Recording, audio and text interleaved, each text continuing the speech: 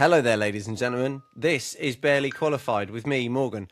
Alongside me, as always, is Ryan. We are barely qualified to be talking about Formula One, but we're going to talk about it nonetheless. Ryan, we've just seen the Belgium Grand Prix, Spa-Francorchamps. Tell us what's in your notes, what's on the pod this week? Well, I'm a little bit taken back from that new intro, Morgan. Okay, out of left field, that one. Right, the notes this week.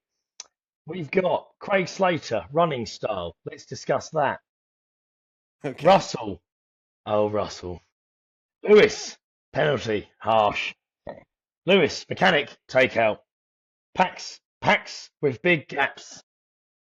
Hadjar and Norris from the back, but did we see it? Max, back or not? Cool down room, ran. Fuck Mercedes, I think I'm done. This season, missing a rivalry? Question mark. Dim dude, grid rival update. Lovely. Right. And potentially a little cheeky Hungary prediction session as well, I would imagine. Yeah, If there's yeah, time. If yeah, there's time. yeah. If there's time at the end, Yeah. we chuck something in there. Yeah, Yeah. why not? Okay. Um, so I mean, in order, then I suppose a bit of a random one, but it'd be very, very brief, very quick. Just wanted to ask, did you see Craig Slater running? I didn't, but now I want to. What's the story here? So, well, he was just, when Martin Brundle does his grid walk and every now and then they don't get all the drivers to so they sort of then clip to maybe earlier footage of like, oh, Craig Slater caught Max coming to the grid, or Craig You Slater. know what? I did see it now. I'm having flashbacks. I know exactly the bit you're talking about. Yeah, okay. Carry on. And I was just sitting there, like thinking, why is he running like that? Like, I was just thinking, like, It's is it I listened to nothing of the interview. I know that Craig Slater is very handsy and he's got a great sort of voice. He's got a great voice and expressions, and he's very handsy like this. But the running, it just I think done it's me. because he's It just half done it's me. I like found it he's hilarious. half running, isn't he? Because he's like yeah, he's sort of half running. It's almost like It was a funny thing. this is very much one for the older British viewer. The Peter Kay sketch where he talks about old dads running and how when old dads run, like there's a lot of sort of up and down, but they're actually not going any faster than if they just walked.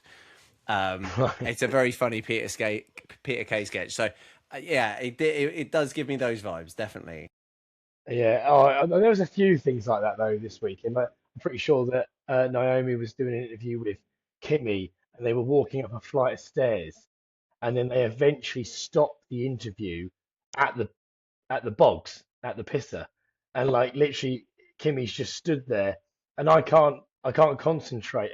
This might just be me, but I just can't concentrate on the interview because I'm just so busy thinking about. I wonder how that cameraman's getting up on those stairs, and then I'm thinking, I wonder with the people walking down the stairs if they're thinking, shit, I can't walk, I can't pass those because they're doing an interview with like the potential world champion, or like I can't go past in this moment, or can I? Can't I?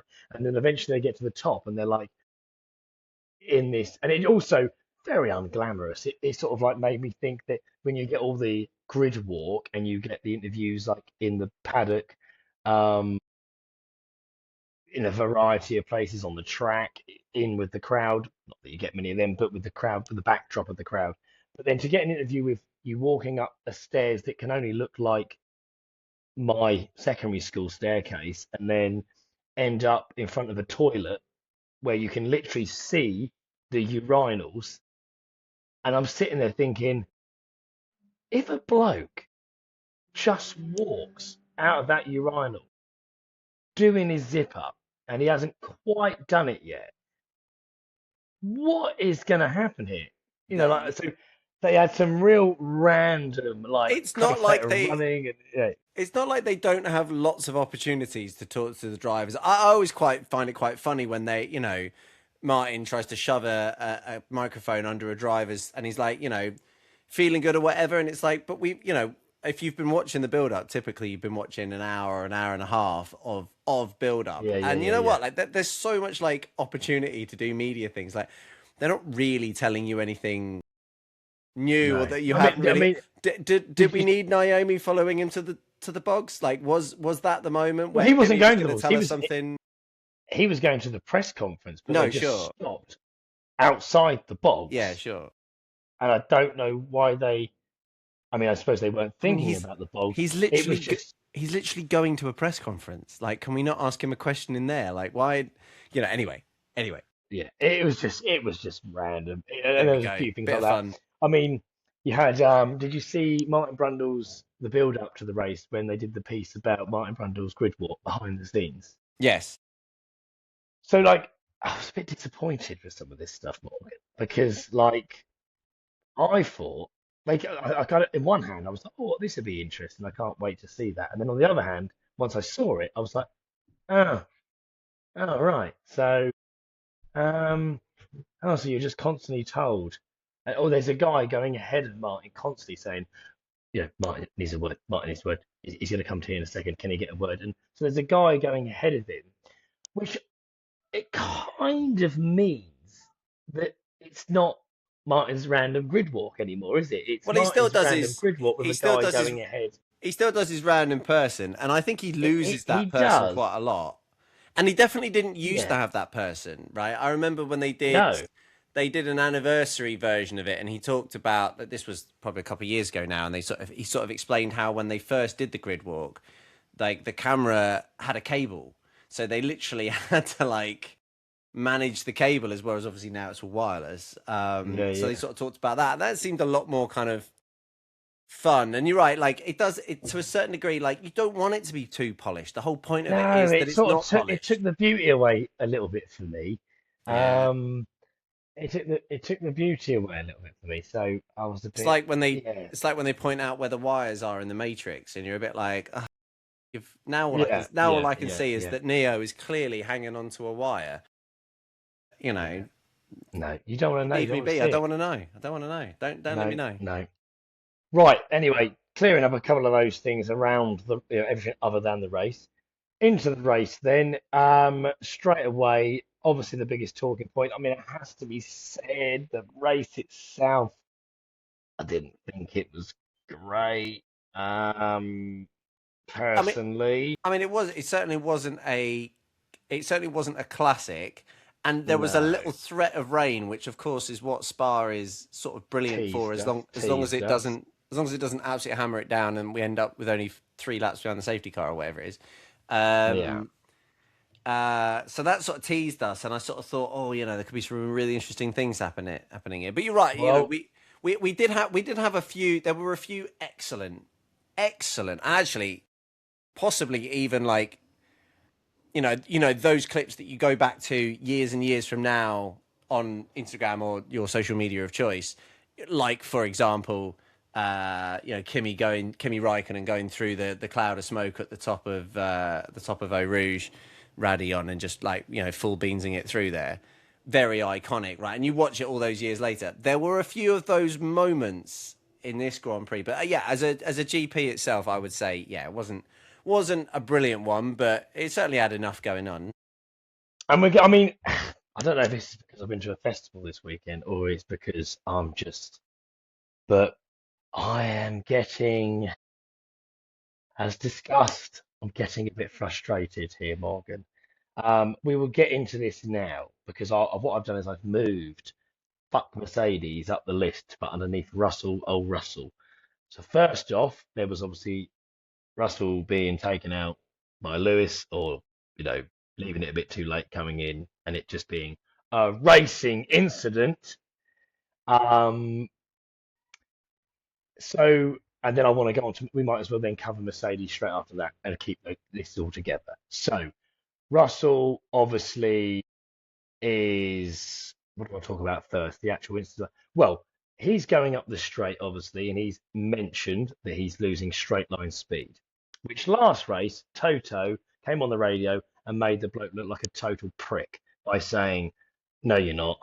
It's you, is basically what he said in some uncertain terms. Like that's how every fan took it. It was like, oh, right, even Toto doesn't, just thinks he's bitching, basically. Well, he ain't bitching, is he? Because there is something different about his car and the straight. which then changes a lot of things that we've been talking about this season with Antonelli and Russell, really. So I, and he does this thing where when he's up against the wall, Russell, this is where sometimes his mistakes then come out, or often. So he's obviously losing the speed on the straight, tries to make up for it by then braking later, tries to hold on to it. Lewis, to be fair to him, I can't, for the life of me, I can't see how he got a penalty, and that's not because I'm a Lewis fan, but the guy, you can clearly see that he's got some understeer, he's corrected it, and what has happened has happened. Um, Russell then goes out. Even Russell said himself in his interview when he got back to the pen was it's a racing incident. So he's trying to make up for it there. And then all of a sudden, after the race, Mercedes changed their tune and they're now very much like, oh, okay, there is an issue. We're looking for it. We don't know where it is though. And then I've sort of seen some things, and this puts me onto the actual again the regulations. They start talking about algorithms and that his algorithm is different to Kimi's. So Piastri mentioned this as well in the fact that I think it was after qualifying, he said that I didn't have some energy or as much speed in the straight. And he then, I think, said something along the lines of that qualifying is now being dictated by algorithms, not drivers. So it's like, oh, another thing that I'm sitting there going like, I fucking hate this. I fucking hate that. We've had Alonso, we've had Max, we've had Lewis say things, we've got Piastri saying things, Norris has said things. I know that you're still probably going to be in the camp of no, I'm not in this, but I'm trying to get on board. But every week it seems another driver, and I don't think it's because they're losing. It's not because there may be a part of that. Like Kimi's not moaning, of course he's not. He's winning. Why would you? But every driver seems to be of the opinion that this is not real racing. It's being dictated by things. And Russell, I did find it odd that Russell, Piastri, they've both been quite sort of behind their teammate this year. And I kind of think, is it? I asked the question, we haven't answered that yet. Is it a style thing? Are they just not up together with this generation of cars? But if we're now talking about algorithms in cars, and Mercedes are saying that we can't find the issue in Russell's to make it the same as Antonelli's, that's really kind of upset me and put a bit of a negative thing on the season now because now I feel like they're not even fighting the same battle. Like that's why we're not getting, and I've got it down the list, which we'll get to later. Is there a rivalry this season? There doesn't seem to be. The reason we haven't got a rivalry is because the fucking car is different. At the very least, we could have two teammates fighting out, but we can't even get that because one's got a different fucking algorithm. Yeah, I mean, It's like, so first of all, I would say, I agree that it's a really bad thing, and the reason that it's a really bad thing is that it's if it's across teams, like McLaren not doing a good enough job of, and look, it can be an algorithm, it can do with energy, it can be do with your wing, it can be do with your combustion engine, right? Whatever it is, like team to team, if you've not done as good a job as the other team, for me, yeah, like I get that, the energy part of it, you said you don't like the energy part of it. I don't mind the energy part of it when it's team to team.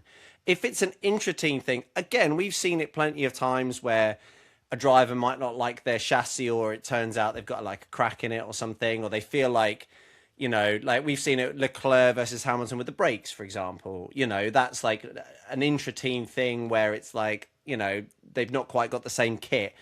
It's also, I don't know if you saw the interview with Perez, where Perez basically said that, he did a fantastic job to have such parity with Max, but he was told by Horner on day one, like if we're only running two cars because we have to, otherwise we just run one and it wouldn't be yours. And how Max got all the best senior engineers and all of the best parts got to him first. Like that's a very normal part of Formula One that you don't necessarily have the exact same car for both drivers. Like that, it can be known to happen. What's confusing about this is, as soon as you're talking about the word algorithm, then it's software, right? Like software is very easy to make sure that both cars have the same software. Like I can make sure that two laptops have the same software, right? Like it's not that difficult to do, and you can they're struggling to find out where in the algorithm, like that doesn't make any sense to me. Like an algorithm is an algorithm, right? Like, and Mm, if they're mm. saying, oh, it's like an AI thing that's like learning all the time, so George's AI is learning differently to Kimmy's because George has a different driving style and it's like learnt some bad things, and so the AI is going wrong. Like nobody said that. That's the only thing I can think that it would be that actually like. But even then, surely they can just do a reset, like wipe Russell's car and upload Kimmy's settings into Russell's car. So to me, it doesn't even really like wash. It feels to me like somebody at Mercedes, like there is some sort of problem there, but they don't want to disclose what it is. So they've just said, you know what, just say the word algorithms and like that'll do. Like most people like will just sort of switch off Yeah, at that point. yeah, yeah. And that worries me a little bit. But yeah, I mean, on the one hand, I'm like, I don't like that the two drivers don't have parity in their cars. On the other hand, I'm like, there are, like I've said, there are so many examples of teammates not having parity among against their cars. No, no, no, no. That's fine. But can I make this point? Russell, are we now under the impression because it's a serious point. I've seen lots of people bantering about this and having a laugh about it, and oh, we've got our tin hats out on it. But seriously, are Mercedes thinking we want the youngest world champion, we want this prodigy to win the championship? You know, it's not the first time that anyone would ever have favoured someone, a driver in their team. Um, I said it at the beginning of the season or a few races in. I said, like, this is looking like Kimi's team. And I was joking, well, I was half joking, but making points like the sponsorship deals they were doing or the sort of artwork they were doing on one of the cars and the was very a young, hip, kids kind of like 18, 19 vibe. And even Toto was wearing like the puffer jacket. And it was like, what are you doing? But they were only wearing it for Kimi because this is what looks cool on Kimi. But everyone was wearing it. Didn't suit George. It didn't suit Toto. It certainly doesn't suit Bono. It doesn't, but it suited Kimi. And it was like, oh, it's Kimi's team. They wouldn't do that if it wasn't Kimi's team. And I was sort of like having a bit of a, jest and things. But I'm now thinking, I know everyone got really carried away last year about the McLaren boys and how Norris was being favoured because he'd been there longer and all this stuff. But and I've had my rants about Russell this year. But I felt for him this weekend because I really think that he looks alone, and Toto's trying to play this kind of. Well, I don't think he's doing it very well. He's Said trying he to said play he this put like, his oh, arm I'm. around him, didn't he? But I don't think he really is. I think he has to say that, and I'm sure behind closed doors, it's like this maybe. But I feel like I can see straight through that. I don't think Toto really gives a shit. I think that to him, Kimmy's it. This is great. There's, I just don't see it, and I don't think George is an idiot. And I think that again, they're play the game of like, oh, we're all rosy here, and we're like this. But I don't think. I think Russell knows that there's a favouritism towards Kimmy because of all the things we've mentioned, age, excitement, and whatnot. Talent. He obviously is talented, but I've been finding this season very odd because I'm thinking if it was one driver or two drivers that just weren't performing very well, but there's a lot of drivers that aren't. There are equally drivers that are performing well, but it's there's some gaps between teammates. All of a sudden, Sainz is out qualifying Albon every race. That wasn't the same last year. Okay, maybe he's got used to but it's new regulations, so it's a new car for both of them. And now I'm wondering, I asked the question last week and we still haven't answered it. But I don't know now if it is a difference in regulations and driver styles, or is it now purely, and it would be shit if it is, simply down to some software that cars and things are working differently for different drivers because, Charles was nowhere in comparison to Lewis a few races ago, and Piastri hasn't really been there with Norris, and Albon hasn't been there with Sainz. It's a bit of a Russell's not there with Antonelli, so it's kind of I don't know. I'm getting a vibe that something is a bit fishy about all this stuff, and I do think that I don't think that Mercedes, and this is the trouble George has, is Mercedes aren't going to be, they say they're motivated to help him refine his car, and maybe they would be more motivated if it was both cars, but they would be. But because Antonelli's winning and he's got a big gap now, I mean, I think Toto said something like, oh, well, yeah, we've taken a hit with our constructors' points. And it's like, oh, shut up. You know that you're going to get enough points to win that constructors. And that I think you've got a big enough gap now and you'll continue to get points. You're not going to fall off a cliff, are you? Um, got two decent drivers, you're fine. But he was trying to make out that it's just as bad for us. That's why we want to help him. And it's like, no, no, it's not as bad for you than it is for him. And this is what I mean about the support thing. Like, don't say that. Just say, really crap for George. Really crap for George, and we failed him. We should be giving him an equal car, and he should be pushing and trying to win this race equally with Kimi. Everyone slaughtered Zach last year for doing the McLaren thing and like that. But do you know what? I had a lot of respect for Zach for maintaining this.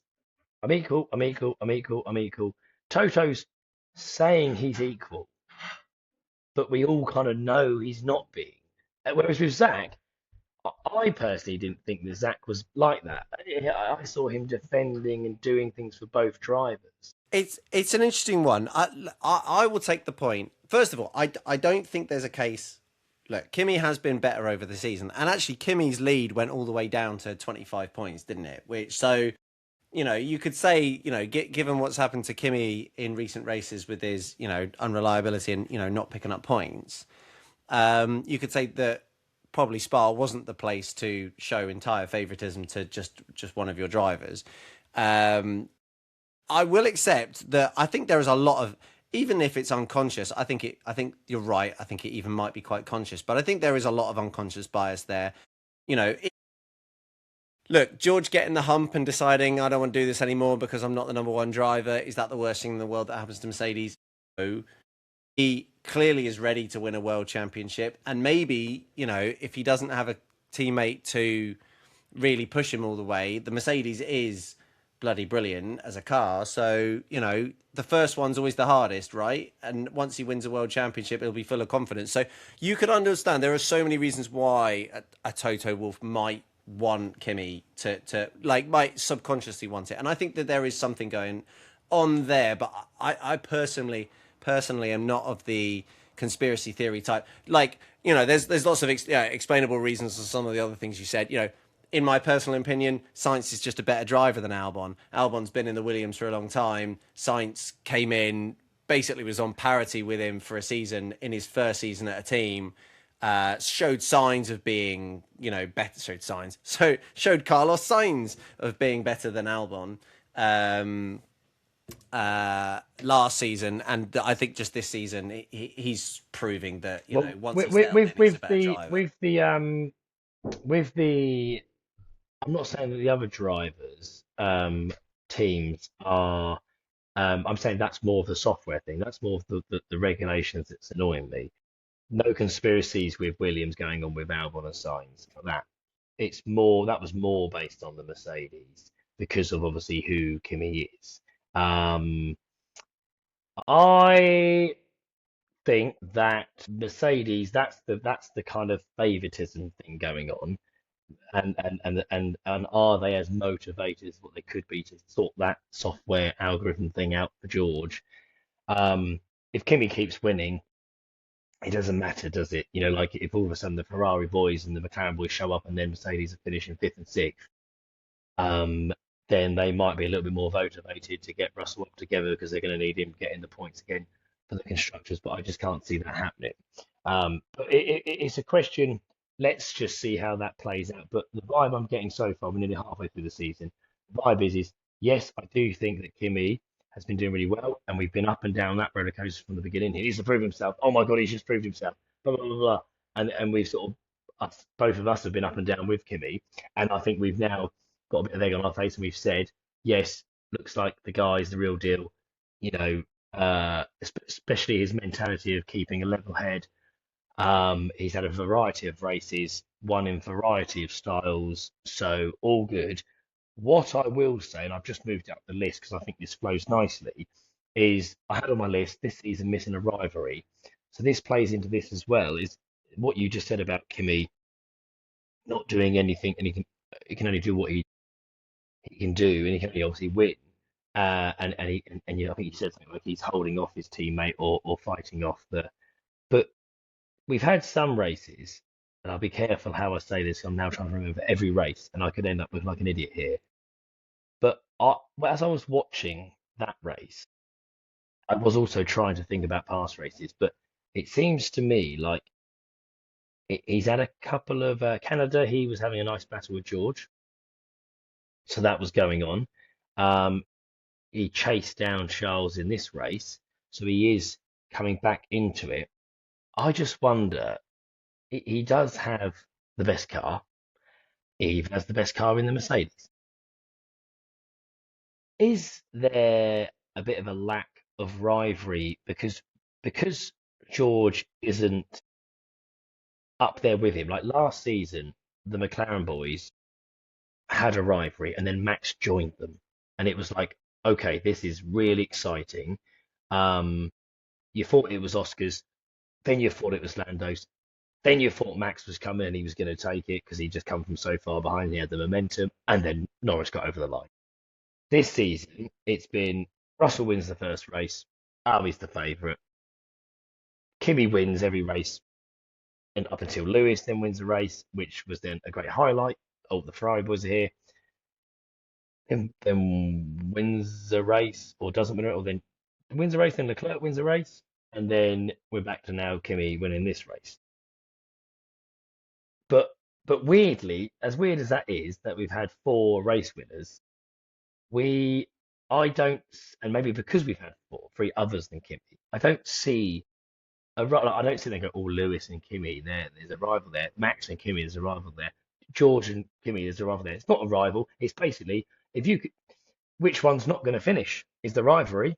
You know what I mean? It's like it's missing that thing, isn't it, this season? And I'm because I'm halfway through the season now, I'm getting a bit worried that we actually might get to the end of this season and go, oh, youngest world champion, blah blah blah blah blah. Kimi, and the media and everyone will go nuts because it'd just be he's 19, it's crazy, so young, this is great. They'll build it up like Luke Littler, Yeah, and and we they'll also play into the vindication for Toto Wolff's, look, because course, lots of course, people were starting to wonder where this boy prodigy was, and like you say, we've all now got a little bit of egg on our faces right. because we're now realizing, okay, actually, yeah, we now see what you boys could see in calling him the next Wonder Kid. But I think I've calmed down a little, and I'm going not back to where we were, but I'm going slightly back in the sense that we mentioned, and because we're trying to think of Wonder Boys, but we mentioned Luke Littler.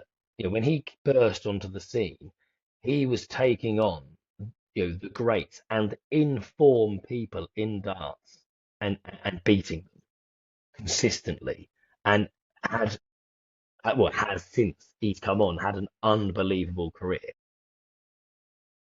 But he's had rivalries, like Do you people think have it is pushed it him to the has it limit, and just he's been lost the final. has it just been too easy for Kimmy? Is that the problem? I that's what I think I'm getting at is it's been a bit it's starting to look like it's a bit too easy for him, and people will go, well, that's because he's so talented.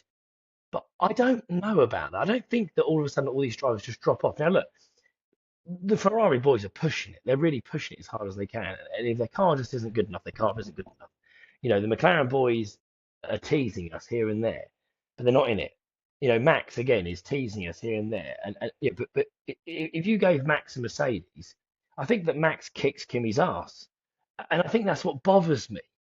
Is I really do think that and I mean that I agree, but that isn't a problem unique to this season. But I do agree that in general, I look, I see where you're going with this. Like there's a good like chance that Norris came back last year to his credit when he was in a low moment and he beat someone who was at the peak last year, and then people were like, oh, it's track specific, and it pretty was part of it, but the momentum was with Oscar. Like he was the winning guy, like Antonelli. But Norris chipped away and he got back into it, and all credit to him for doing that. He then started to sort of fade a bit because he was feeling the pressure from Max. Um, but and this might happen to Kimi, but I don't see I just fear that we're going to get to the end of the season and I want to sit there and say, God, that kid did it. That kid really showed us and he earned it. And oh God, when George was coming back and when such and such was here, he showed them guys and like what a talent. I can't wait to see him for the future. But up to this point, and we're halfway, I'm kind of sitting there going, yeah, I think everyone's kind of helping Kimmy to win the world championship. And yes, he's shown great glimpses and he's had good races, but is it too easy for him? Who's he really fighting? Is Sure. he even got a rivalry? I mean, I look, mean, look, at the I moment, think the answer is. I think the answer is. I mean, right now, I mean, he's that many points clear, and like you say, like George has been. I mean, I would almost say like forget about the racing, forget about the table, forget about who's finishing what or whatever, and actually just look at the way that they're behaving. George has had. He's gone from supreme overconfidence to him doubting himself quite a lot. If you just look at the performance that he was giving in terms of his media output, to a bit of desperation. Now there's a bit of anger in there, a bit of this is all against me. Why aren't you helping me? You look at Kimmy and you're going like the guy. It honestly, it's like he's the calmest duck chilling on a calm lake. Nothing is bothering him, and he is just and maybe he is paddling furiously underneath, but you'll never know because all you're seeing is this really cool, calm duck. And I think if you look at that, and then you look at all the other boys, like the Ferrari boys, they're clearly bloody trying. The McLaren boys, Max is sort of desperate to get back there. The interviews he's given are a little bit of like anger at the regulations, but then a little bit like we need a car to get there. A little bit of kind of dismissive of everything because he's not at the front, but then a little bit of like, oh well, I'll give it my go. I think if you just look at their personalities, I think that sort of speaks to actually how well Antonelli's doing. And I would almost sort of say that if you think about, I think what you're trying to say is that Antonelli's not sweating enough, and that he's getting to the end of the races, and he just doesn't seem to have even really broken a sweat. And if you think about, and you're saying that his mental, you're saying that, oh yeah, like that's what he's doing an amazing job doing that. But I do and I don't. I was of the belief. I thought, oh, the kid is handling it so well. He's handling this pressure, and then I started to think like, but is he? what pressure? I just started thinking like, okay, there's been races and there's been the battle in Canada, but then Russell crashed, engine failure, right? So he goes on and he wins. Well, why wouldn't he? He has the best car. And I start to think like these guys spend a lot of time on the sim. They do a lot of laps around these tracks. They know how far to push it, what not to push it. Like this is their craft, right? If all of a sudden he hits a wall out of nowhere, you say, "Oh, God, he screwed up there." But how often does that really happen, especially in the top teams with the top drivers, right? Like, you can't think of many throughout the whole season that people do that. It happens, and people always put it down to pressure and this, that, the other. Fine. And he hasn't had his moment like that yet and hasn't buckled. But I'm trying to think of, but why would you, if you know you've got the best car, you've got the fastest car, you've got, no one's making mistakes in the pit stop. Mercedes strategy has been pretty decent most races. Again, that's easy when you've got the best. It's easier when you've got the best car Sure. because you can get yourself out of trouble. If you've got temps on people in laps, well, we might not get this right, but don't worry, we'll catch back up. When he was chasing down Leclerc, I get it. The media have got to make it look like this is an unbelievably exciting race. Will he catch him? No, Will he you're catch right, him? but He's gonna. it was very it But was very calm. Like yeah, he knew and he you're was sitting going to there going catch like, him. he's going to know he's going to catch him. Like, there's nothing. If he does, I doubt that he was in top engine mode in that Mercedes, hunting down Leclerc. Oh my God, will we get him at the end? I don't think that was happening. No, it didn't We quite might. It have might. Hamilton chasing down Verstappen at Hungary. sort of vibes, did Right, it? It right. it had a sense of inevitability, but maybe that's because there was a long time left in the race, and the Ferrari clearly hadn't been the quickest car. I was sort of surprised how slowly he kind of caught him up, but actually, you know what? Like, I think what that speaks to is, I honestly think that Kimi Antonelli, in your eyes, is almost the victim of his own success. He is super calm. He's had moments of pressure. I will concede there's been a lot of times this season where he hasn't really had any pressure on him and he's just delivered. And like this race, look, Leclerc gets in front because of a lucky safety car, virtual safety car. And so, he's taken the lead of the race, but you've got a lot of laps left. Like, yeah, it's easy from the outside to say, right, we'll just go and get him, mate. I think that's still quite a hard thing for a 19-year-old to do. And at no point like, I could see a young driver coming on and being like, bloody safety car, throwing my hands up in the air, you know what I mean? Like, and then maybe going to go and get him. But Mm. I he's think I think you in those can. moments, in those moments of pressure, I feel like, and I agree, there's not been loads, but in those moments of pressure, he has consistently been really unflappable. Even when he's fighting against George and his driving was getting a bit erratic and maybe he was pushing a few things a little bit too far, he himself still, when he was coming on the radio, seemed pretty calm given the situation. And I just think that speaks to, I genuinely do think that speaks to his talent and his confidence in his talent. And I do agree he's not necessarily being made to work for it all that hard, but I also think he's making it look easy.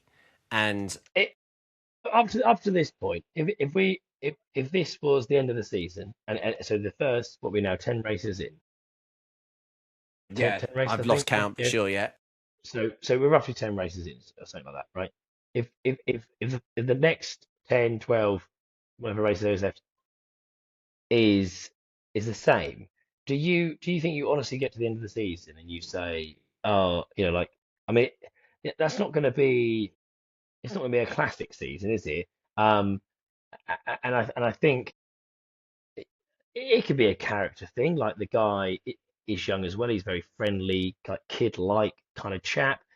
I like Kimmy. I mean, there also, it could be a thing as well. It could just be a bad season for me as a fan, in the sense that obviously I want the Brits to do well. I love a good kind of Wonder Boy story, so I'm not opposed to that. Whatever nationality you are, like a good Wonder Kid story. But I like a good Wonder Kid story if the kid's really taking it to the big boys. And I kind of just feel like that Kimmy is a very talented driver, as you have to be in F1. I think he will be, a generational talent, because he's proven through his junior career up to now that he's very, very quick. But and also, I don't know if it's because Max has set such a high standard for the last few years that you almost just you then lessen someone else's run of form, or run of, or talent to that point. Like, I I know they're different characters. Max and Kimmy are totally different characters. Um, but I just I think that Max is a beast, and he would like eat him alive. Maybe I'm getting vibes of last season where Norris was sort of like, everyone was like, oh, I did it my way, la di la la. I'm a nice guy. I don't need to be mean. You can win if you're not mean. Yeah, actually, mate, you won because you had the better car, and a guy who had a lesser car, who is a mean bastard, actually nearly beat both of you. So actually, I think that the mean, hungry, Wolf, non-stop, the relentless Max bull Verstappen Wolf, yeah. wolf like machine will always win. Michael Jordan Yeah, will no, look, always win I basketball. I agree with The you. nice guy is not beating Michael Jordan. The nice guy is not beating Max Verstappen. The nice guys. So it's like, that's all, just to me personally, I just think it's a bit bullshit. And that's why I was a little bit like, not as excited for that championship win, because I think everybody knew that the best driver didn't win that world championship that year, and it was just like sort of hung on to by the best car, and so the sort of best team won, and the best driver in that team won. But but there's other seasons where you'll have, like, if Schumacher is racing Alonso and Alonso won in the Renault, or Schumacher won in the Ferrari, you're not sitting there at the end of the season saying, "Oh, well, it was the car that won that." No, it was they're both beasts. That's the So your rivalry. They're problem is both you animals. don't quite think Kimi is a beast. Well, I maybe think we need another. I think we need another Max. Like when Max and maybe you Lewis need get together, maybe you need to it's put this thought process on ice for a little bit, because the rumors are very much milling all over again. And I know there's been a lot of Max to McLaren chat going around on the rumor mills, but if you look at the BBC front page right now, the first thing on there, apart from stuff about the Spa, is Max to Mercedes. Is it on again? So that rumor mill is once again spinning, and you never know. Maybe in the very near future, we'll have an opportunity to see whether Max really would eat Kimi alive. And I mm, agree. Like, Kimi doesn't scream beast mode on sort of vibes, but actually, like the way that he drove, like that Canada race, the way that he was fighting against George, and the way that he was being a little bit young, a little bit naive, kind of, he was the faster driver, but George kept getting back past him by being the more experienced, using your car, using your speed in the right kind of way sort of driver. And Kimi was being a bit too aggressive with it, but that was like his youth, and it was a very Max Verstappen in a Toro Rosso sort of drive. Not a Max Verstappen these days. Obviously, these days he drives like a beast, but he also drives like he's driving a Rolls Royce, right? Like, he's got that perfect blend of like beast mode on, but also super calm, consistent, really relaxed behind the wheel. So he's like the best of both mm. worlds.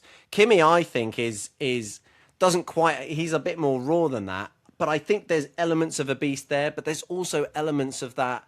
No, I'm super chill. I'm going to back my ability here. I'm firmly on the Kimi bandwagon. I've swallowed the Kimi pill, and I think his talent is exceptional. And Yeah. I think that is he right now as good a driver as Max Verstappen, for example? No, I don't think he's at that level, but he's a lot younger.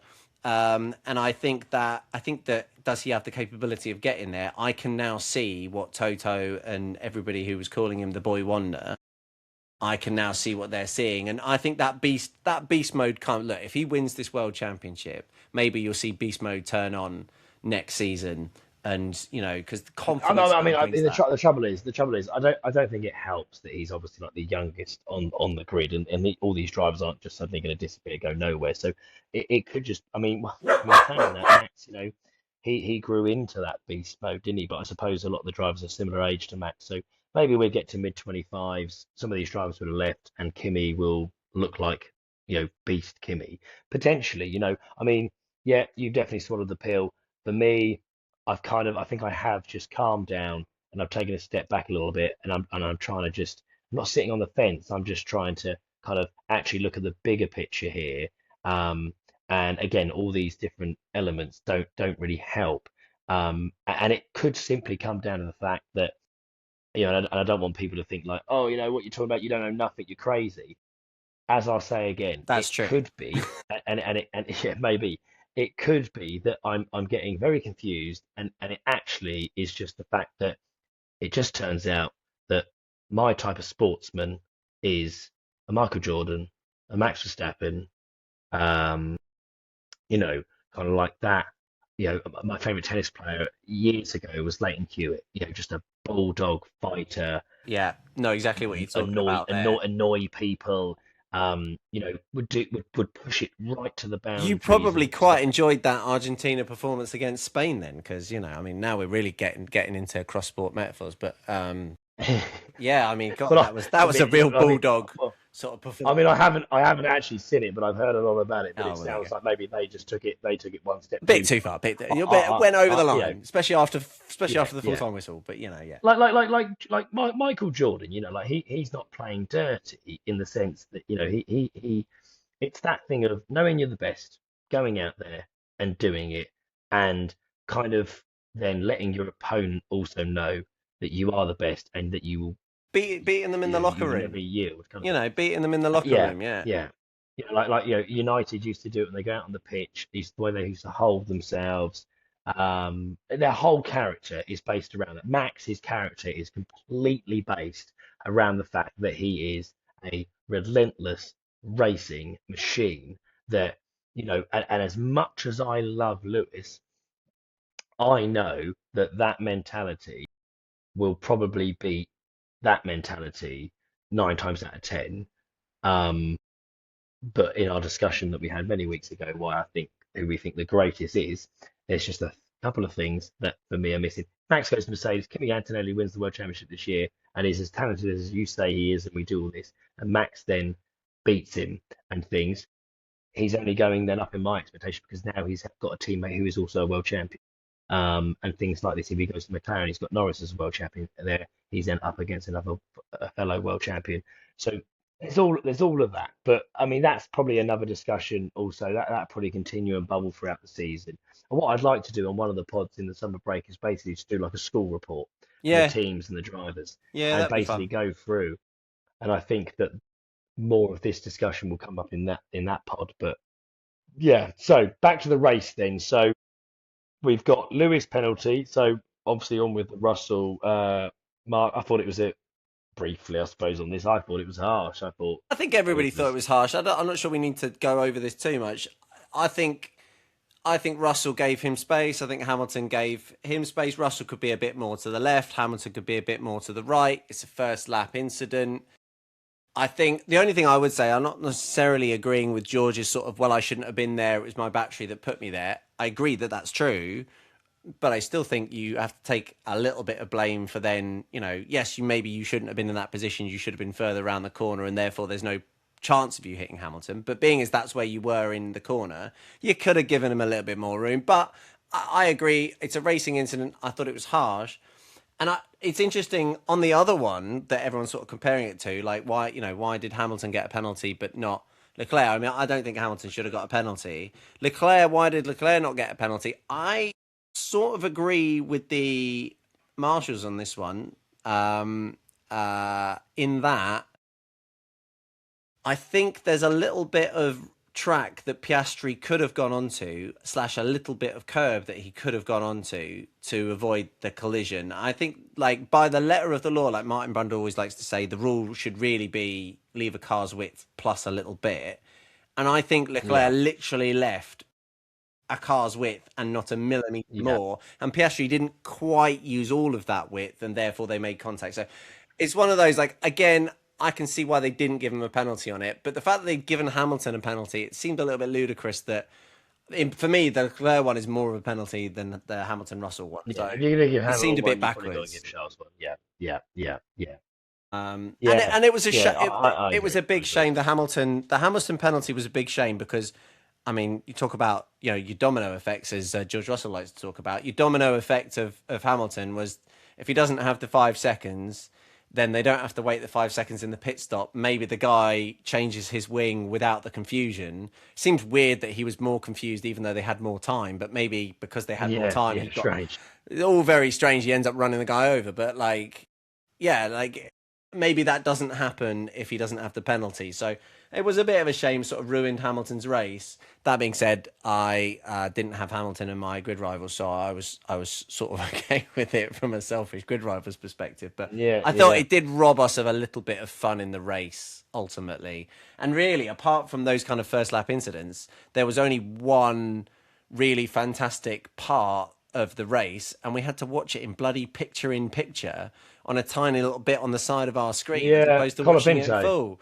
Exactly, Colapinto Colapinto. doing Yeah. one of the moves again, probably very much a push to overtake sort of thing. But come on, this is, you're going down the Kemmel Straight, end of the Kemmel Straight. Brundle said it in commentary. It was giving vibes of that three-way Hakkinen, Schumacher, Zonta. Okay, Schumacher. Whereas Yeah, yeah, where Zonta is a back marker, this is even better because there's no back markers here. And then this is no. Colapinto taking two guys and the balls on him to just like send it, and it was brilliant. And we all were watching it on this tiny little postage stamp on the side of our screen, and even then, it didn't really get replayed all that much. It was Well, I was waiting. I was literally waiting for it to be replayed. But yeah, no, great mention for that because it's yeah, it pissed me off as well. Like I was thinking, oh well, we've just seen it on a small screen. I'm sure, surely they're surely gonna they'll replay surely it. they'll bring Yeah, it up big screen. Fair enough, it gets and they missed. didn't. Fair enough, And I was like, it gets missed Jesus because who Christ, can really? necessarily see that coming with the Alpines or whatever? Who can see it coming? Fair enough, the directors missed it, but like at least show a bloody replay. Like, come on, like, Yeah, yeah, like they do other things, right? Yeah, well, exactly. Yeah, exactly. I felt exactly the same They're way. too I busy mean, you trying to obviously look through their mentioned footage to see if there's a celebrity that they can show rather than probably, yeah, girlfriend or something. Yeah. exactly. The yeah, I mean, yeah, you said obviously Lewis's mechanic. I had that on the list take out. It was yeah, it was an odd one, and that is, Really you know, odd, could have been a broken, could have been a broken leg, couldn't it? But yeah, easily. I think you can only blame the well Ferrari and the mechanics. I'm glad after they kind of just fined Ferrari and it was like that. I think that It's was, the and I right like the fact call, they said I like the fact they said we will sort this out after the race because I think yes that is a good decision because this isn't affected any other drivers. And you can and then if you want to give him a penalty, he will then just drop down at the end of the race, and you can then look at it. What's the point in trying to sort it out in the middle of a race with loads of other things going on? So I thought that was nice to actually just see that come and say we're going to do it after the race. poor guy who Good presses decision. the button. Some of the teams have like an automated system, don't they, to like turn the light green, and it's based on like the Yeah, wheel guns being like in a certain position. And some of them have a guy press the button to turn the light, or the lollipop goes, or whatever system all the different teams are using. So yeah, whether it's a yeah, system or whether it's a guy, like whoever's responsible for that green light going on's got to feel quite bad. yeah. That being said, they probably weren't expecting the front wing flap adjust guy to, after 7 point whatever seconds, to suddenly decide that he wants to go and do something to the wing. So It I was think almost the like he guy just sort of fell himself's got asleep under his helmet, wasn't it? he's got to take a certain amount of Yeah. responsibility himself. It's difficult to know. It's a funny one, isn't it? Because you think just the guy got knocked, knocked out by a F1 car. Do you then have a go at him after? I mean, because I mean, technically, if I was his boss, I'd say, look, You've not helped, nothing's broken. You're all good, but this is why you need to be switched on, mate. Like bloody hell, 'cause we don't want an employee with a but maybe broken he leg. got a It last minute actually is his own instruction. fault.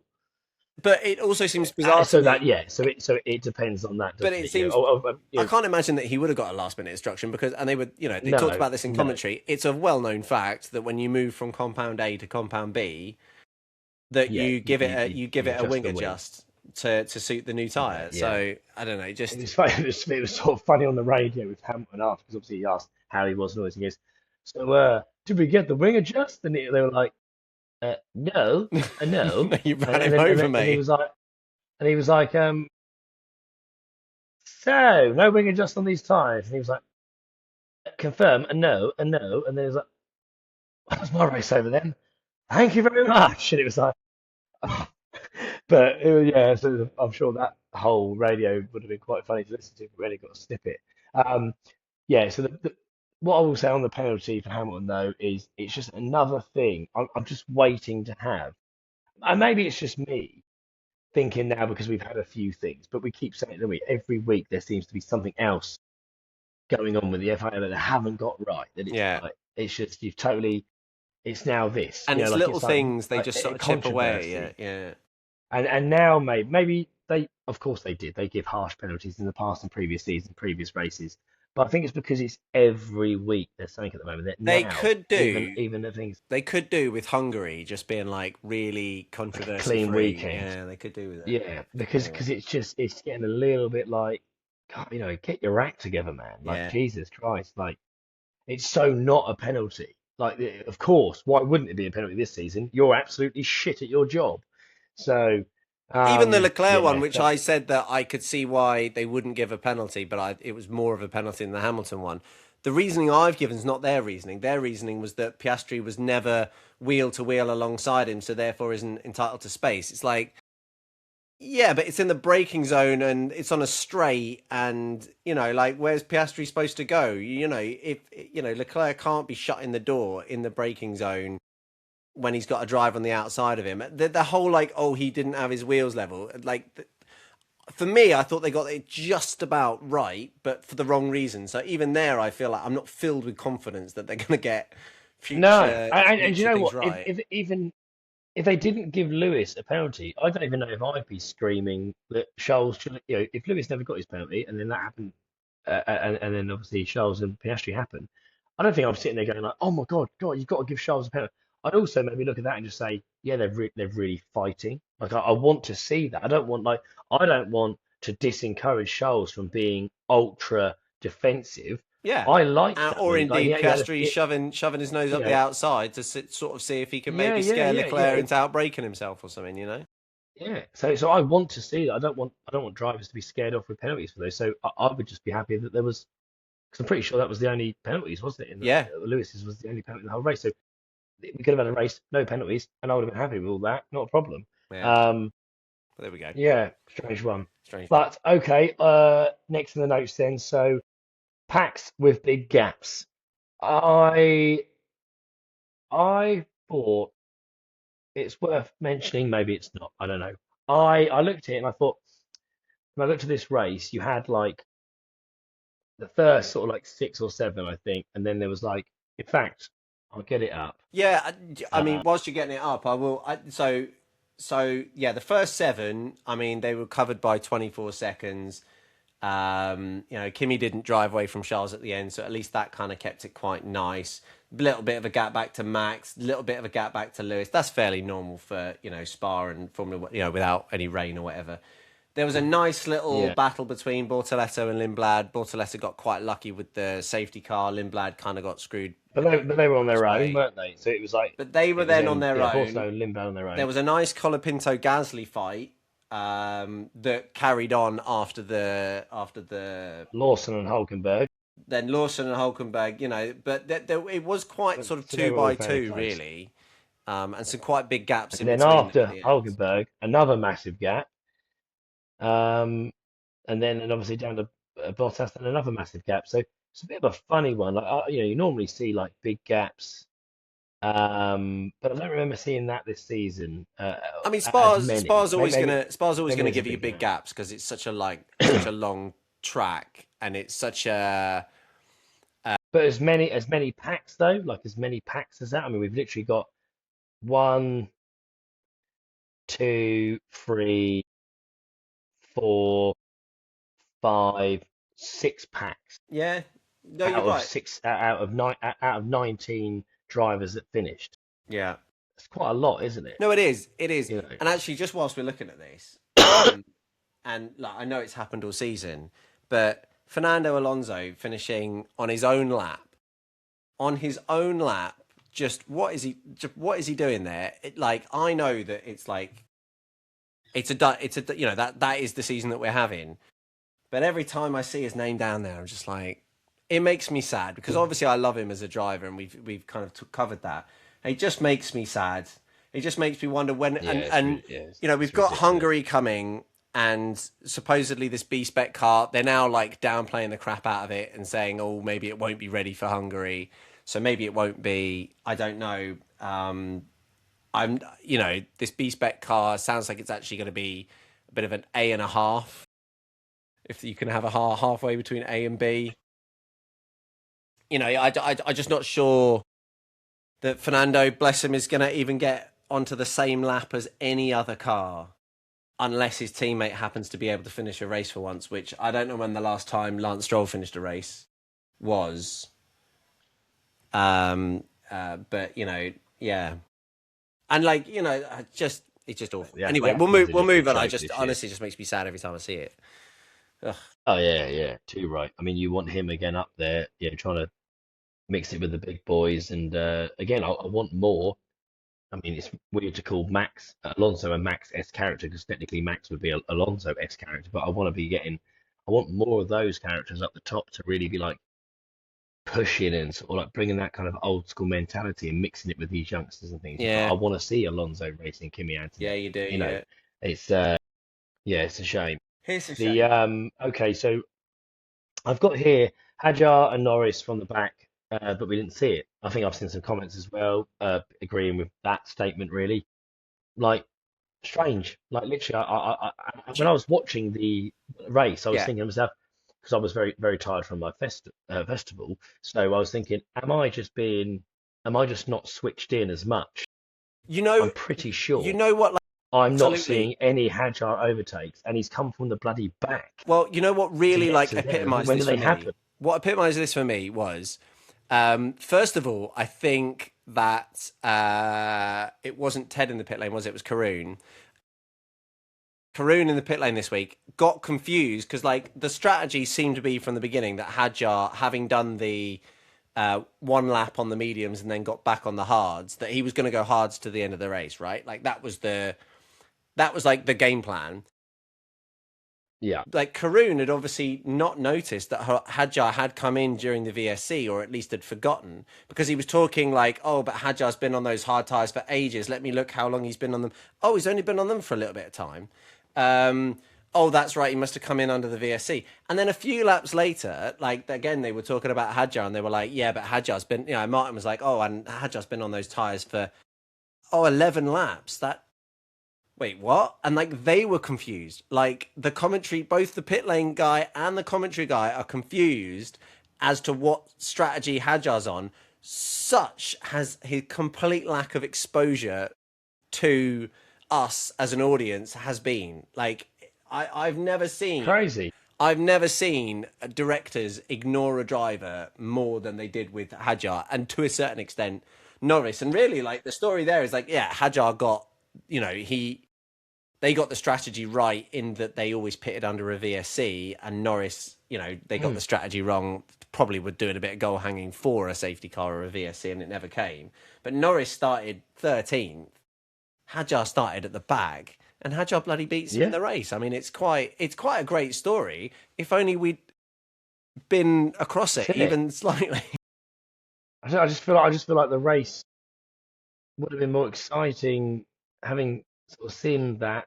And you know for free, if Max was the one at the back, every single one of his overtakes as he comes through the field would have been not only picture in picture, but would have been the big bloody main screen. Yeah. And I get that it's funny you say about confusion. I don't know if you heard it when Alonso, I think, I just done it when Norris went past. I forget who went past now, but right at the beginning of the race, and the commentary. The commentator called him Alonso. Yeah, he just went, and Fernando Alonso has overtaken the staff. How? Like, I think it was Crofty who'd said it. I think Crofty said it, yeah. And I was thinking, what? Why would you say that? The really confusing thing about it, taken anyone for about 10 races. Well, exactly. So, like, you can understand it if it was like, he's misspoken on a name and he's said Piastri when he means Norris or whatever. But like, Alonso's such a non-character. Lando, Fernando. I think it must be more like Lando, Fernando. Yeah, he's obviously gone like Fernando, and then after Fernando must follow Alonso. So right, he's just gone Fernando. Always funny when a commentator cocks it up. Always, quite funny. But yeah, no. So notable. Again, I suppose we keep ranting about the FIA and we keep ranting about the footage this year. You had your rant about the drones, and we've had our rant about the showing the girlfriends and the wives. And here we are again. You've got a guy who's actually really trying to push it to Max and say, look, I'm here with you as a teammate. I'll come up from the back and still finish in the top 6. Like, that's bloody impressive. And we're not even seeing it. Yeah. And you know what? Where are the bloody drones? Where have the drones gone? Like, I didn't say get rid of them. I said just make them, just stabilize the footage a little bit better, and let's have more drones. Why was it a one shot? Why? What's going on here? Why would we not have drones going through a Rouge? How cool would that be? There was a drone as well that I saw, one very small clip of a drone kind of going around. Oh, I forget this. The corner before No Name. That sort of right-hander, long right-hander. Anyway, there was a drone there, and we got. It obviously wasn't like a quick drone, but it was kind of going around the corner, and they showed that footage once for like 2 seconds. So I could forgive people for being like, wait, what are you talking about, mate? I didn't see that. Like, it was such a small, tiny little thing. And then it was like, yeah, that's it. I even saw that there was a drone hovering over the start, for the lights out.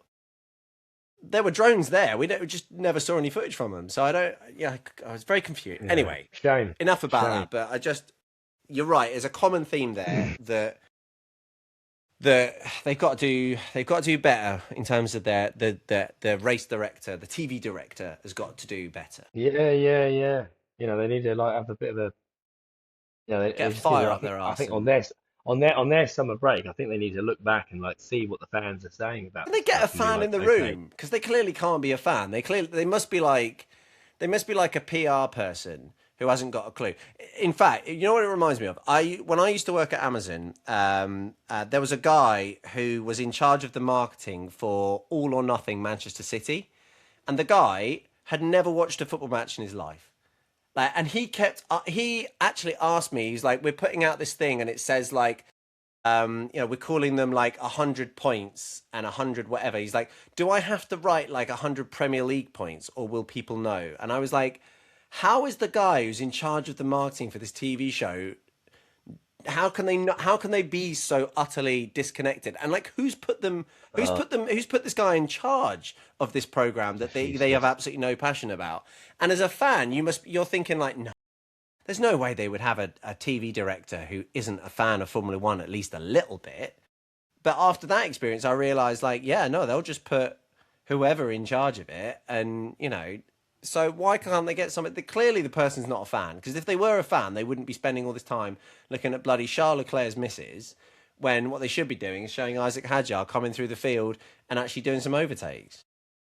Exactly, exactly.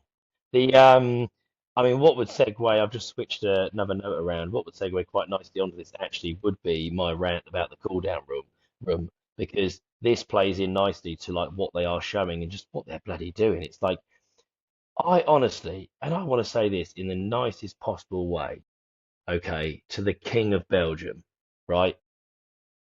Fuck off. Just fuck It's a good off. thing you didn't watch the World Cup Like, final, because the way that Trump was hanging around the Spanish as they were lifting the trophy, you wouldn't have enjoyed ah, that either. God, But no, it's a real theme at the Jesus moment. Christ. What is with these presidents slash kings slash whatever getting involved? But What? it's like again though, it's like they've introduced the cool down room a few years ago, and since they've introduced that, massive hit. Yeah, People love it. yeah. Fans love it. I love it. Best thing they've done in years, adding to the show is let's get the racing drivers straight after the race in there, mic it up. Some of them will be, well, no, it's obviously mic'd up and they'll be a bit quiet if they've got maybe an issue. Others be, fuck it. I fucking tell you what I thought of that, or let's talk about the race. Let's just geek out about like this, and you get like a little insight of them not being interviewed. It's like, oh yeah, did you see Charles? I must have Their gone out. guard You down's a get to little know bit as well. what they, what Even if they yeah, know the mic's there, like their guard is down a little bit, isn't it? yeah, but yeah, and they kind of like maybe now because it's been around a bit longer, they still know it's there maybe, but they're just so used to it, so they are speaking a bit more freely, and they might want to ask a question. Oh, so what did you think about that then? Oh, were you keeping up with him? Like they just want to get into the ribs of each other, and I like that. It just shows a little bit more No, kind it's of a like great their feature. realer side. It's a great feature, no doubt. And then to go in there, like they've done it a few times now, like you know, um, walking in there and rubbing Kimmy's head and shaking hands with him, or when Lewis got his win, it's like, oh, you're back, baby. Oh yeah, hey, Lewis, you're back. I just wanted to come in here and congratulate you. It's like, fuck off, Yeah, just fuck off. And then like the king, it's like he's blatantly and not to make this political, and me and you have had many discussions about this, but talk about elitist. Yeah, you're the king of Belgium, which isn't even a fucking real country anyway. You know, like it's like fucking hell. Like, France gave you some land and then just like plonked a guy there and said, he's your king. And then years later, you're now the king. It just Ryan's stupid. And like alternative you history lesson speak there.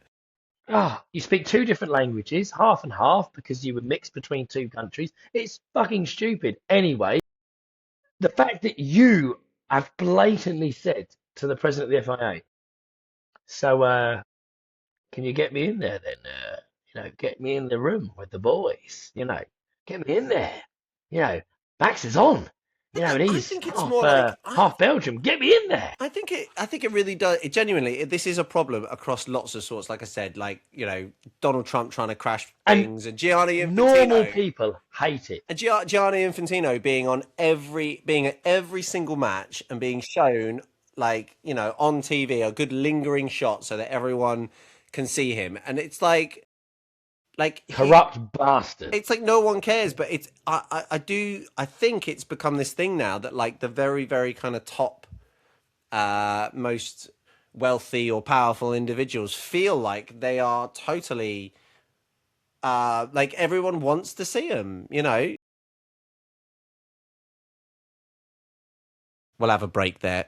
Cheeky little Right sneak there. peek that. Just letting the missus in. Yes, they do want to. They do want to.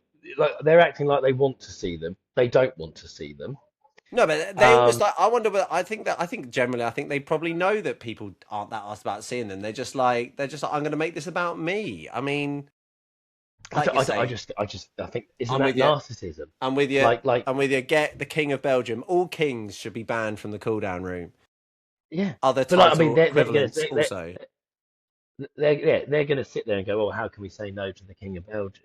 And it's like, but like at the end of the day, what's going to happen? You say, look, you'll meet them after anyway, but the cool down room is kind of like for the drivers to go into. The fans obviously view that because, in all fairness, he was in there, and the drivers were. I felt like the drivers were quite surprised to see that he was in Well, there, yeah. and Well, then you would be. I then think that Max made a couple of jokes and this, that, the other, um, and then um, Dimicali, is it Dimicali? The Stefano FIFA president? Dimicali. Yeah. Dimicali, yeah. He then says to him, like, almost like, "Oh, actually, we better go now.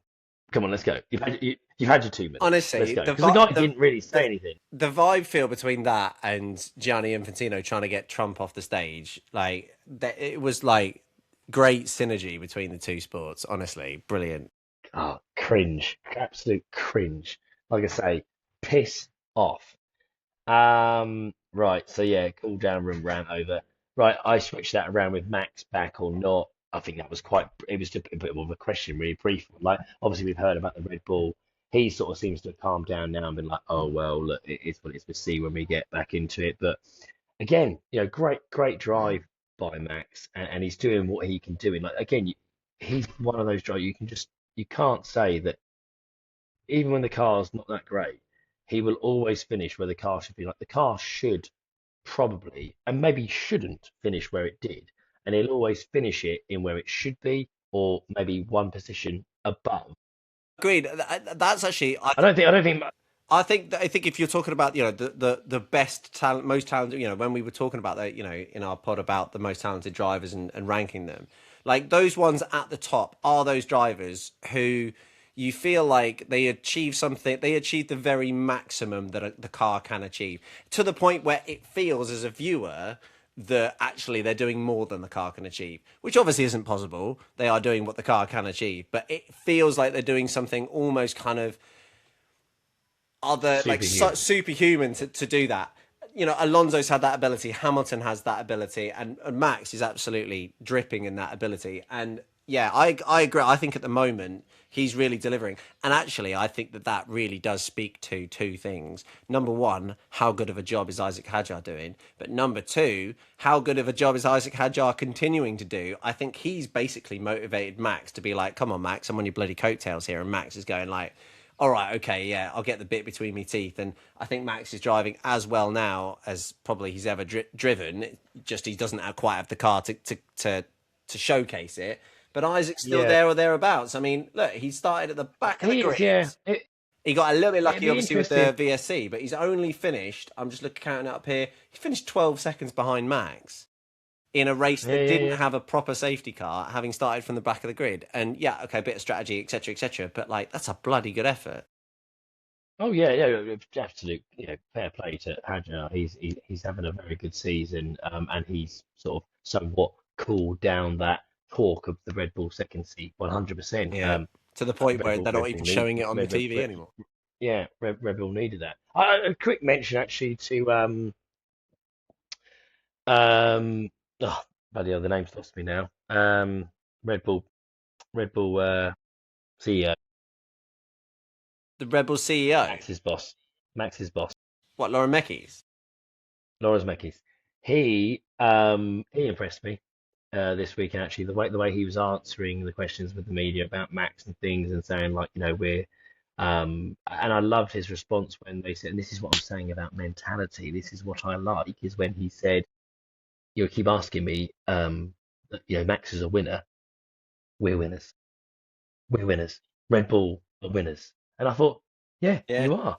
I, Like, I like Lauren fair Mekies a play. lot. I think he does a You know, great. you're acting like he wants to leave a team that no longer wants to win or isn't trying. Red Bull, trust me, are trying to win. They are dogs, like He was giving it always with vibes. the He was giving it bone vibes between of their we will teeth. win again. Of course we will. We're Red Bull. We're winners. It's not a case Yeah, of yeah, yeah. if. It's a So, case so of I really when. like that. Yeah, I love it. He sort of turned his character around a little bit for me this weekend. I kind of thought the way he handled that, yeah, it bumped him up a few brownie points to me. I Fair kind of enough. thought, I, yeah, I was a big fan anyway. So that's the yeah, response. good job. Yeah, well, I think we discussed it, didn't we, when we were Yeah, we did a talking bit. about Yeah. like what each team needed, and I sort of said that is he a sort of a killer like kind of like Horner and things, and have Red Bull lost that kind of that I suppose steership of like that killer kind of CEO, and I liked how he responded to those questions. I thought he was a bit kind of there was a bit of cockiness there, and Yeah, I yeah. liked that. I'm about that too. I agree. And it kind of it does to me it plays into that thing of again the media want this story to go. They want to upset McLaren Mercedes and they want to make out the Max is going to be on the move. But all Red Bull need to do, as he keeps saying, is just get a better car, and they should be capable of doing that. They should be able to attract people. They should be able to work as a team. Honda should be able to bring. Your Honda can only get better. They're not going to get worse. And if they can then, they've been told they've got the best engine. If Well, they can it's work not on Honda other anymore, is it? components and things. Red Bull powertrains now, isn't it? Sorry. But yeah, The look at you but doing a crofty. sorry. I was getting mixed up with Aston Martin Yeah, because obviously they and obviously definitely there need to were improve Honda. as Yeah, well. yeah. But yeah, no, yeah. Sorry, yeah. But So agreed. Yeah, if they I think they're doing a pretty good job. The team and Mekies is right. If they just bump it up to the point where the car can win again, then all of these rumours go away. Because as soon as Max Verstappen's winning in a Red Bull, yeah, he's got so much control over that team that like, yeah, why would you ever leave? And you're going to be, he's the highest paid driver. Like, it's ridiculous. Like he next year, if he's got a decent car, he probably wins the world championship anyway because yeah, bloke's a beast. But yeah, agreed. okay, so on to our din and dudes, and then a quick rather update. So we're whiz through these. So my dude of the week, well, my din of the week is quite easy. I'll go with the with the Ferrari engineer guy trying to change the well, didn't change the wing, and then just basically got himself run over. Like, you know, what a din. Like literally had 5 seconds. Could have had longer. Couldn't have longer than that. Yeah. Although I could have put Din of the Week to the King, but I had the rant. No, I'll yeah, you've keep it had your rant fun. about that. No, I agree. Din of the Week. In general, the Ferrari pit stop. I'm not putting it all on the poor guy without knowing all this real Okay, story, okay, but okay. he The did look Ferrari he pit did look stop. a Yeah, bit. I feel sorry for him, but he's a bit of a din. I feel like he should have known He himself. should have He known. had He one should have known job. not to dive in They front gave of him a Ferrari. they gave him a rod. It's not like he's never done that, is it? Like he probably Might have knows been his that. first time, you Oh, know. it's hard tires going on. Probably should do a wing change here, adjustment. Yeah, yeah, Um, yeah. okay, dude of the week then. Dude of the week. My dude of the week, I've got to give it to Gabby Bortoletto. Again, I've talked about this on the pod before. There's a guy on Instagram. I keep meaning to like write his name down because I keep forgetting what it is. And then I tell everyone there's this Formula 1.5 that he does. But I'm sure if you search for it on Instagram, like Formula 1.5, the guy will come up. But he shows what the table would be if you get rid of the top teams. And Bortoletto is absolutely soaring up that. Effectively got the win from Spa by being the best of the rest. And yeah, he got lucky with the safety car, but I thought Lindblad would absolutely rip past him, very much in the same way as Antonelli ripped past Leclerc. And they had a good tussle, which again we didn't see on the camera. So thank you, TV director. But yeah, and managed to stay ahead of Lindblad. So I thought that was a great job from Gabby in the Audi. Yeah, no, yeah, fair play to Although him. I'm Yeah, now thinking, definitely why worth you've got to mentioning. give it to Colapinto for that overtake, haven't you? Bloody come on, Morgan, that overtake alone, surely. Yeah, I mean, I was thinking, and then I've just sort of when I've mentioned kind of Lauren Meckies. I really like that. I I thought love that. That's a I, great dude of the week. That's a great dude of the week. generally thought, yeah, I generally thought, what a dude. Like I just loved his response. A little bit different. It's not a racing driver. Yeah, I no, I just love thought, that. yeah, like there must be a lot of pressure, and they just won't shut up about Max leaving. And I just thought, yeah, I like it when they stick it a little bit back to the media. And Yeah, it's I just said, like, yeah, you keep talking about Max wanting to win. What do you think we do here? Like, literally, all we do is win. Like, we're bloody Red Bull. Like, yeah. You other than guys were Mercedes, who won the most literally champions. furious, sick of us winning races. But but Yeah, 2 seasons ago like, or whatever, 3 seasons. so, yeah, like, and even I probably think that we spoke about this as well as a company, like their mentality is they ooze the best of the best. Yeah, Like for sure. whatever it is. So Red Bull's whole thing is that we're going to be more extreme, we're going to go further, we're going to break more records, we're going to do this. You are literally talking to probably, if not certainly one of the most competitive brands in the world, and you're saying to them, yeah, but your driver wants to win and he might leave because he's a winner. It's like, yes, and the reason why he's won so much is because he came to the team that is winners. So yeah, fair play to him. Really like that. So my dude of the week, Laura Meckies. Love that. Um, Grid rival. I can't believe you even want to talk about this anymore because, Oh no. Oh, ladies and gentlemen, once again, I can't change anything that you do. no, you That can't. doesn't mean I can't be very excited that my plan worked. Sure, okay. And it was and for me, you sit there with your high horse and you're like, oh, I don't ever want to talk about this no more because I've got more millions and I've got 150 million in the bank and well, bloody hell, it's just so hard for me. Well, it's obviously not hard for you, is it, at the moment? I'm the one that it's hard for, and I have shown what talent truly is. Okay. I've literally Talk us through this gone with team then. I've literally gone with a team that is, all I had here was one mission. I need to build the funds back up. I Yeah. need to build the funds And you back up. certainly did I that. can't, Green I across the can't care. board for Exactly. I increases in can't money. care. Points at this stage is irrelevant. I need to get the money back up and the points will come later. And I achieved that goal. Max 1.3 million in the bank. Lindblad 1.2 million in the bank. Piastri 1 million in the bank. Colapinto 1 million in the bank. Albon 0.9 million in the bank. Red Bull 1 million in the bank. Hit, hit, hit, hit, hit, hit, hit. All of them hits. Plus And point wise, 6.4, plus 6.4 just under million, 1,000 points, plus which is 6.4, a great. 6.4 million for the week. But then, like you say, you can't control what the guy over the other side does. And what the guy over the other side did was plus 8.3 million. So even though he's got loads of money, he got even more money. And, I had a real stroke of genius. I took Russell out and I replaced him with Antonelli at a little bit of cost of some money to myself. Did you just say? Let me just get this straight.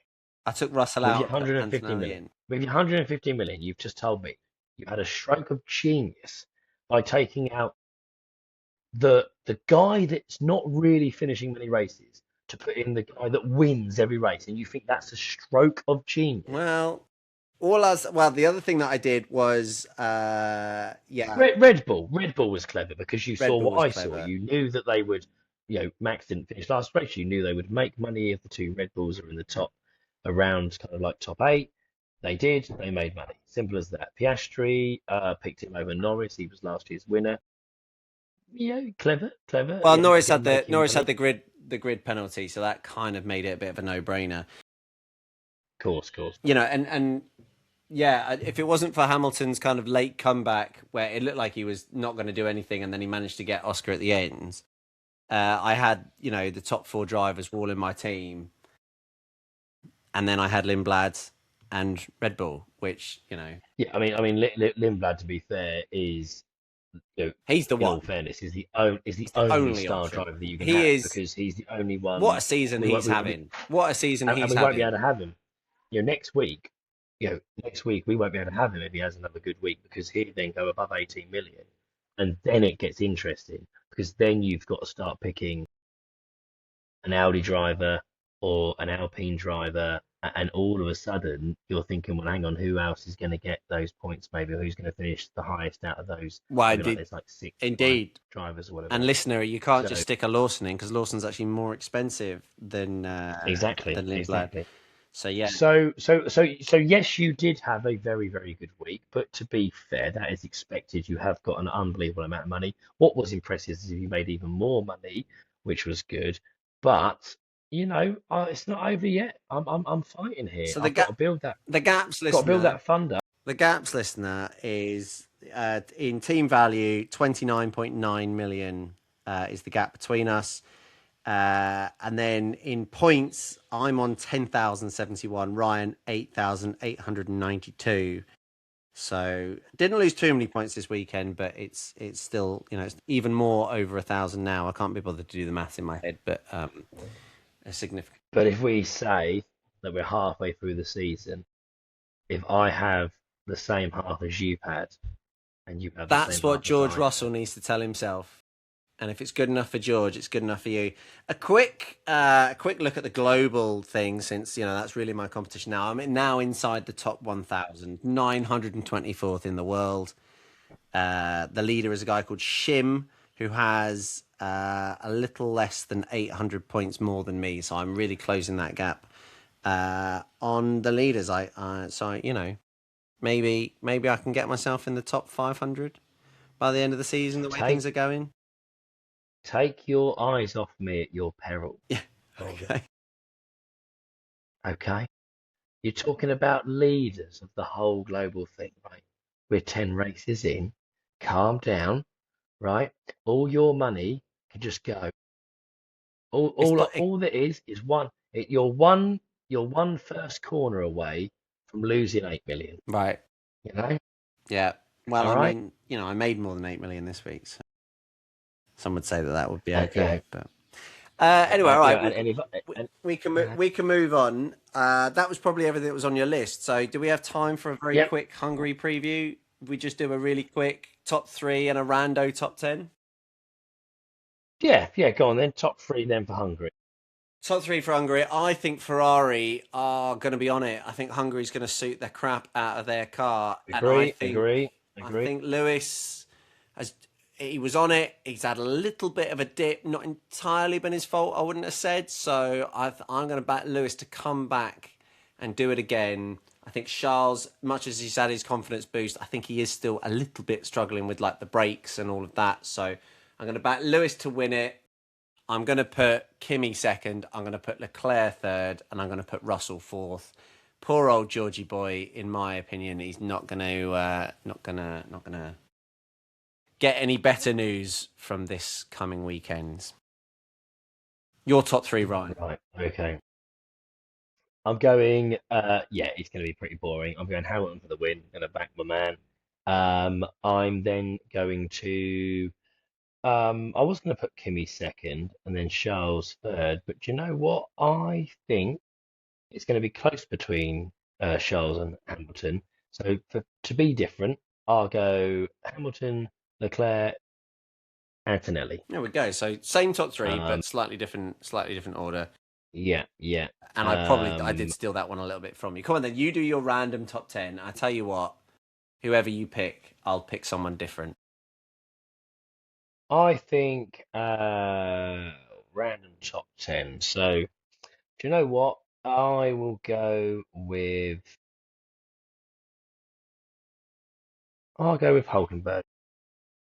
Yeah, I think that was going to be my pick because I think the Audis could be quite strong at Hungary. But given his real uptick in form at the moment, I'm going to go with Colapinto.